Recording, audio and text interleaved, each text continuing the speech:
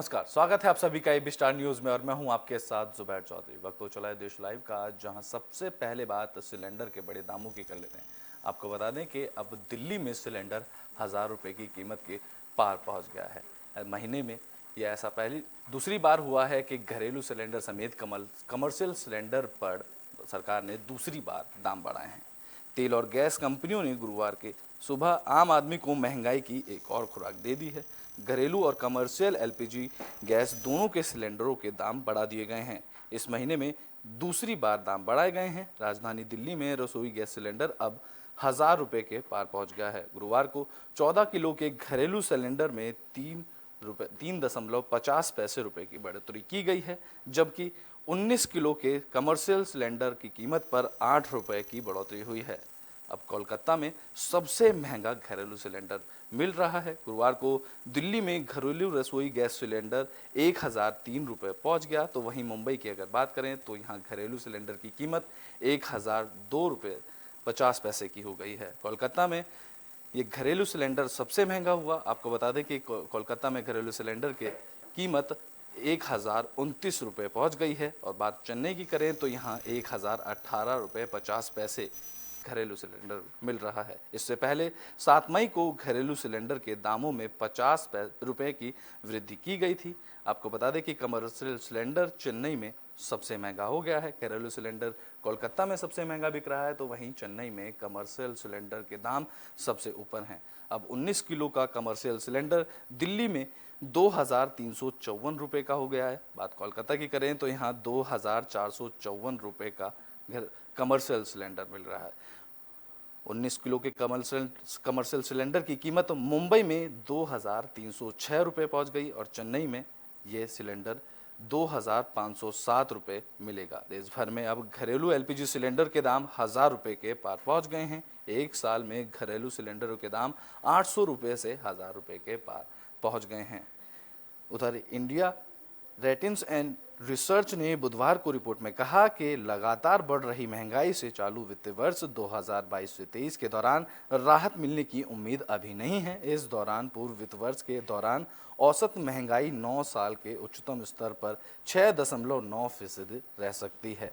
आपको बता दें कि एजेंसी के मुताबिक बढ़ती महंगाई को काबू में करने के लिए रिजर्व बैंक अपनी ब्याज दर रेपो दर में 0.75% की बढ़ोतरी कर सकता है। हालात गंभीर होने पर नीतिगत दर में 1.25% तक वृद्धि की जा सकती है। इसके अलावा नकद आरक्षित अनुपात को भी चालू वित्त वर्ष के अंत तक 0.50% बढ़कर 5% किया जा सकता है। बढ़ती महंगाई को नियंत्रण में करने के लिए केंद्रीय बैंक ने 4 मई को बिना पूर्व निर्धारित कार्यक्रम के रेपो दर में 0.40% की बढ़ोतरी की थी। आपको बता दें कि महामारी में आपूर्ति के लिए ये समस्या बढ़ गई है। महामारी में मांग कम होने के बावजूद नवंबर 2020 तक खुदरा महंगाई 6% से ज़्यादा रही।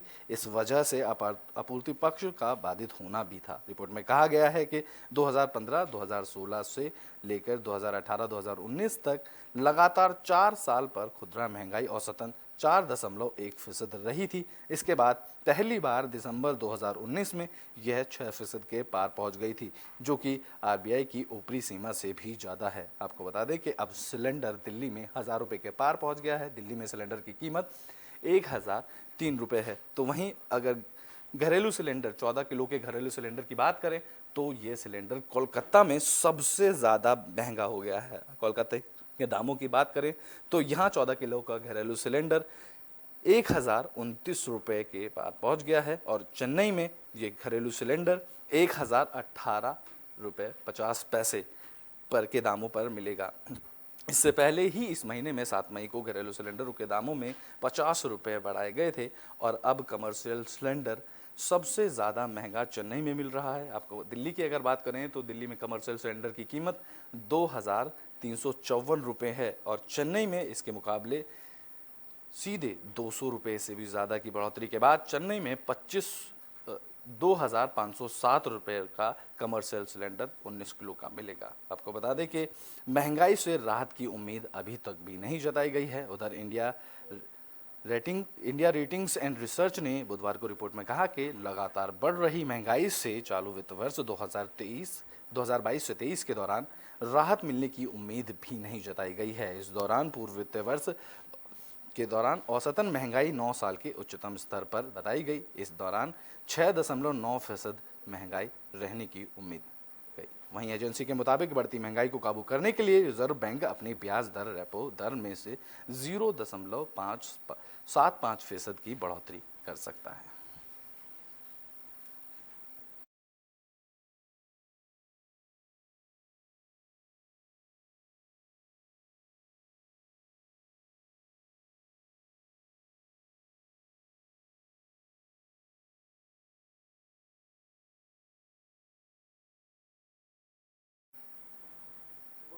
तो राज कुंद्रा की मुश्किलें अब और भी ज़्यादा बढ़ गई हैं। ईडी ने राज कुंद्रा पर मनी लॉन्ड्रिंग के लेकर केस दर्ज किया है। आपको बता दें कि ईडी ने कारोबारी राज कुंद्रा के खिलाफ मनी लॉन्ड्रिंग का केस दर्ज किया है। मुंबई पुलिस ने पिछले साल 20 जुलाई को उन्हें पोर्नोग्राफी मामले में भी गिरफ्तार किया था। मुंबई पुलिस ने राज कुंद्रा को गिरफ्तार करने से पहले फरवरी में 5 लोगों को गिरफ्तार किया था। आरोपी मॉडल्स और अभिनेताओं को फिल्में वेब सीरीज में काम दिलाने के बहाने झांसा देते थे और उनसे पॉर्न फिल्में बनवाते थे, जिसे ऐप पर ये पॉर्न फिल्में जारी की जाती थी। ये राज कुंद्रा की कंपनी से संबंधित होने के आरोप उन पर लगे थे। इन फिल्मों को मुंबई के पास मड आइलैंड और अक्सा के पास बंगलों में तैयार किया जाता था। अभिनेताओं और अभिनेत्रियों को न्यूड सीन के लिए मजबूर किया जाता था, यहाँ तक कि इस काम के लिए उन्हें धमकाया भी जाता था। इन्हीं अश्लील फिल्मों को ऐप पर अपलोड किया जाता था और एक ऐप पर फिल्में देखने के लिए ग्राहकों को पैसा चुकाना पड़ता था। इस तरह बड़े पैमाने पर अवैध धंधे के जरिए काली कमाई का आरोप राज कुंद्रा पर लगा है। तो वहीं अब ईडी ने राज कुंद्रा के खिलाफ मनी लॉन्ड्रिंग का केस दर्ज किया है।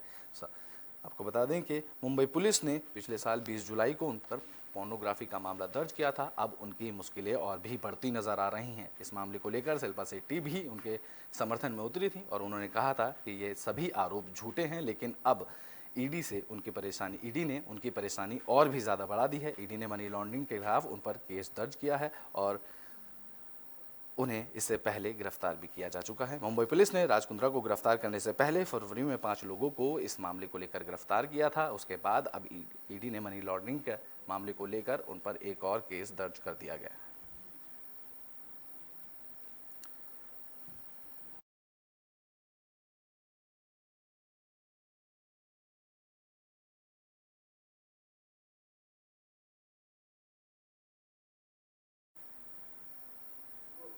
तो पंजाब पुलिस को एक बड़ी सफलता हाथ लगी। आपको बता दें कि पंजाब पुलिस ने 2 पाकिस्तानी जासूसों को गिरफ्तार कर लिया है।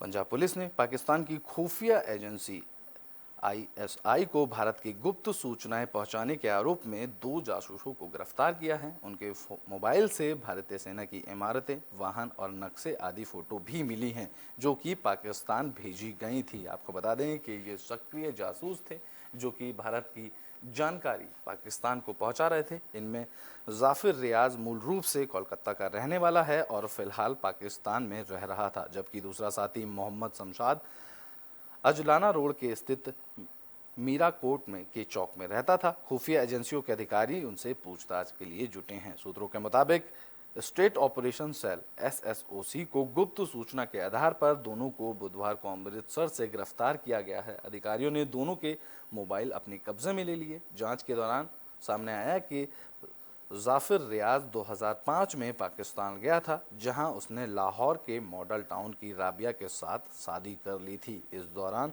वह पाकिस्तान की खुफिया एजेंसी के एजेंट आवेश के संपर्क में आया और जिसमें उसे भारत की जानकारी देने की बात कहते हुए बड़ी रकम का लालच दिया गया। इसके बाद वह कोलकाता आ गए।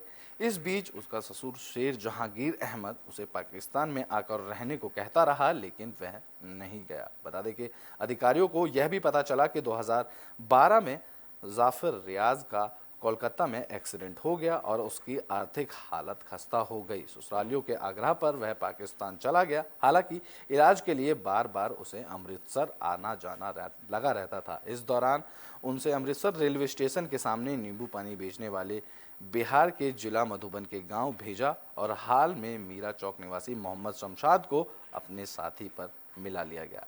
यह पता चला कि जाफिर ने मोहम्मद शमशाद को पाकिस्तान के एजेंट अवेश से भी मिलवाया। शमशाद ने उसे बताया कि वह पिछले 20 सालों से अमृतसर में रह रहा है। आवेश ने उसे पैसे देने का लालच दिया और उसे एयरफोर्स स्टेशन और कैंट एरिया की फ़ोटो मोबाइल से खींचकर उसे भेजने को कहा गया, जिसके बाद उसने पाकिस्तान को ये सारी जानकारियां उपलब्ध कराईं। आपको बता दें कि इसके बाद अब पंजाब पुलिस को इन दोनों को गिरफ्तार कर लिया है। पाकिस्तानी जासूस अब पंजाब पुलिस की गिरफ्त में हैं। पंजाब पुलिस ने पाकिस्तान की खुफिया एजेंसी के ISI को भारत के गुप्त सूचनाएं पहुंचाने के आरोप में इन दोनों आरोपियों को गिरफ्तार किया है। इनके मोबाइल से भारतीय सेना की इमारतें, गाड़ियां और नक्शे के फ़ोटो भी मिले हैं, जो कि पाकिस्तान भेजी जा चुकी थीं। ये दोनों पाकिस्तान के लिए जासूसी कर रहे थे और भारत की सारी इन्फॉर्मेशन, भारतीय सेना की गाड़ियों की इन्फॉर्मेशन, भारतीय नक्शे और इमारतों के फ़ोटो ये पाकिस्तान भेज चुके हैं। अब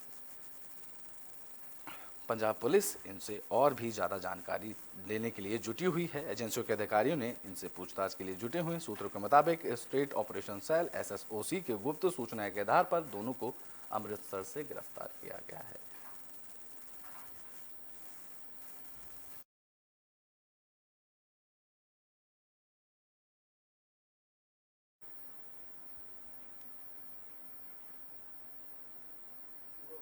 बुलेटिन में बात अब असम और केरल में भारी बारिश की कर लेते हैं। दरअसल असम और केरल में भारी बारिश हुई, जिसके बाद 4 जिलों में रेड अलर्ट जोन जारी कर दिया गया, और वहीं 7 जिलों में ऑरेंज अलर्ट जारी किया गया। केरल के कई हिस्सों में भारी बारिश से जारी रहने के बीच भारतीय मौसम विभाग ने बुधवार के लिए राज्य के 4 जिलों कोझिकोड, वायनाड, कुनूर और कासरगोड के लिए रेड अलर्ट जारी किया है। रेड अलर्ट का अर्थ इन जिलों में भारी बारिश होने के आसार मौसम विभाग ने जताए हैं। IMD ने सुबह में 4 जिलों के साथ साथ त्रिशूर, पलक्कड़ और मल्लुपुरम सहित 7 जिलों के लिए ऑरेंज अलर्ट जारी किया था।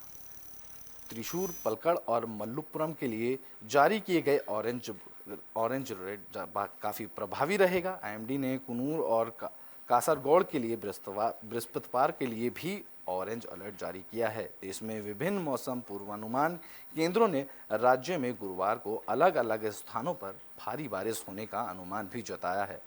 केरल राज्य आपदा प्रबंधन प्राधिकरण ने अगले 5 दिनों में राज्य में भारी बारिश होने की भी संभावना जताई है। केंद्रीय मौसम विभाग ने अगले 2 दिनों के लिए राज्य में भारी और बहुत भारी बारिश और उसके बाद ये 2 दिनों में भारी बारिश होने के पूर्ण अनुमान जताए हैं।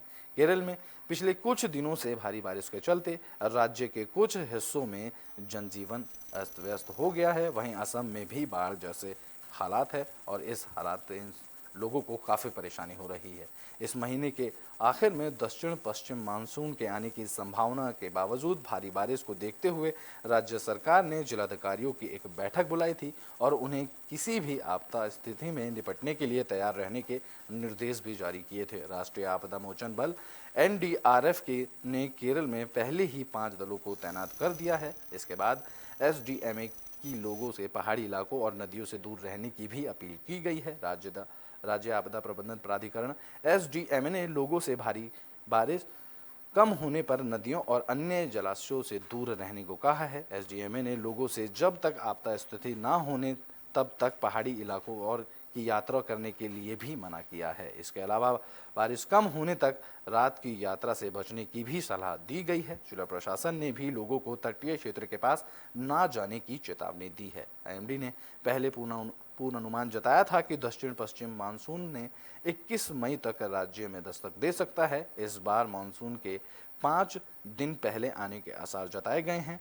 आपको बता दें कि असम में बाढ़ में फंसे रेल यात्रियों और रेल टेल की वाईफाई से मदद की जा रही है। असम के बाढ़ प्रभावित इलाकों में फंसे गुवाहाटी एक्सप्रेस और गुवाहाटी सिलचर एक्सप्रेस ट्रेन में सवार 1000 से अधिक यात्रियों को स्टेशन पर रेल टेल के वाईफाई सुविधा से मदद मिली है, जहां मोबाइल नेटवर्क पूरी तरह से चरमरा गया था। रेलवे के उपक्रम ने बुधवार को यह जानकारी देते हुए बताया कि रेलटेल ने पिछले हफ्ते असम में लामडिंग बदरपुर पर्वतीय खंड पर फंसी 2 ट्रेनों के यात्रियों को स्टेशन वाईफाई का उपयोग करने के संचार प्रदान करने के लिए विशेष व्यवस्था की है, क्योंकि भारी बारिश के कारण प्रभावित क्षेत्रों में सभी ऑपरेटर के मोबाइल सेवाएं पूरी तरह से ठप हो गई थी, जिसके बाद अब उनके लिए यह मदद की गई है। असम में बाढ़ से करीब 4 लाख लोग प्रभावित हुए हैं। यहाँ के करीब 26 जिलों के विकट हालत से जूझ रहे हैं। असम में बाढ़ का कहर जारी है। यहाँ कांजीरंगा नेशनल पार्क और टाइगर रिजर्व आदि उद्यानों में भी बाढ़ के हालात विकट हो गए हैं। ऐसे में वन विभाग ने जानवरों के लिए ऊंचे स्थानों पर करीब 40 आश्रय स्थलों का इंतजाम किया है। पर्यावरण और वन मंत्री परिमल सुखाबेग ने बुधवार को बताया कि विभाग ने जानवरों को बचाने के लिए सभी जरूरी इंतजाम कर लिए हैं। ऊंचे इलाकों में करीब 40 जगह का निर्माण पूरा किया गया है। इनमें इसी तरह से बनाया गया है कि जानवरों के लिए हरी चारा पत्ती का भी व्यवस्था पूरी रहे। तो वहीं कांजीरंगा पार्क में हर साल बाढ़ आती है। बीते सालों में अब तक इसकी चपेट में आकर कई जानवरों की मौत भी हो चुकी है। अब जिन स्थलों पर यह जगह इनके लिए बनाई गई है, वहां पर 25 नावों का भी इंतजाम किया गया है। पार्क के निदेशक जतिन शर्मा ने बताया कि उद्यान में कुल 144 मानव निर्मित आश्रय स्थल हैं, जिसमें इनमें से 33 काफ़ी बड़े हैं। इसके लिए ही हमने यह आगमन के लिए करीब 8.5 किलोमीटर लंबी सड़क भी बनवाई है। विभाग ने सभी कर्मचारी अलर्ट पर हैं। बेंगलोर में भी बारिश और यूपी बिहार के दोनों मजदूर में भी भारी बारिश की संभावना जताई गई है। बेंगलुरु में भारी बारिश के कारण शहर के कई घर जलमग्न हो गए। वहीं उल्लाल में पाइपलाइन से अचानक पानी भर जाने से मंगलवार को 2 मजदूर इसके दौरान बह गए। मजदूरों की पहचान बिहार के देवव्रत और उत्तर प्रदेश के अंकित कुमार के तौर पर हुई। पुलिस के मुताबिक तीसरा मजदूर त्रिलोक समय रहते ही कावेरी जल पाइपलाइन से निकलने में कामयाब हुआ। पुलिस ने लापरवाही के आरोप में ठेकेदार को गिरफ्तार कर लिया। तो वहीं मुख्यमंत्री बसवराज बोमई ने मृतकों के परिजनों के लिए 5-5 लाख रुपए मुआवजे का ऐलान किया है। जिसके मकान क्षतिग्रस्त हुए हैं, उन्हें 25,000 रुपए की सरकारी सहायता भी दी जाएगी।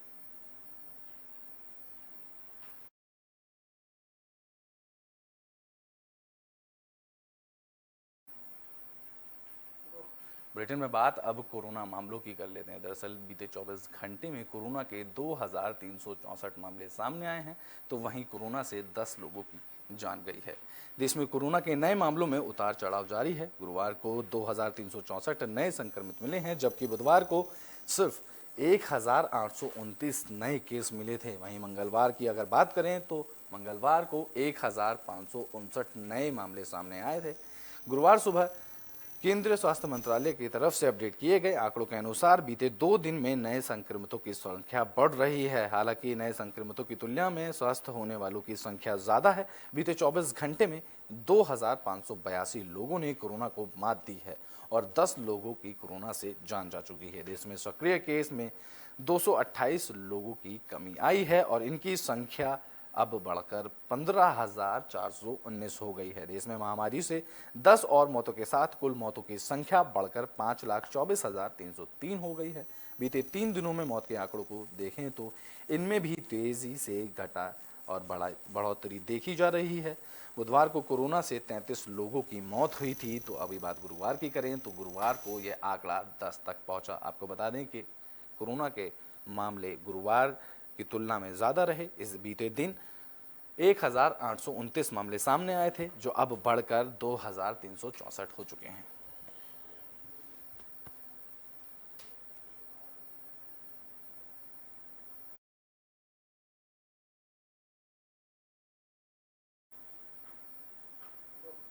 लगातार कोरोना के मामलों में गिरावट देखी जा रही है और बढ़ोतरी भी देखने को मिल रही है। आपको बता दें कि बीते दिन कोरोना के मामले कम आए थे, लेकिन आज गुरुवार की बात करें तो कोरोना के मामले में बढ़ोतरी देखने को मिली है। आज के मामले 2,664 हैं, 364 हो चुके हैं। आपको बता दें कि कोरोना से जान गंवाने वालों की संख्या अब में भी कमी देखने को मिली है। गुरुवार को जारी आंकड़ों के अनुमान कोरोना से मौत होने वालों की संख्या 10 लोगों की है। देश लाइव में अभी के लिए बस इतना ही। देश और दुनिया की तमाम खबरों के लिए देखते रहें एबी स्टार न्यूज़।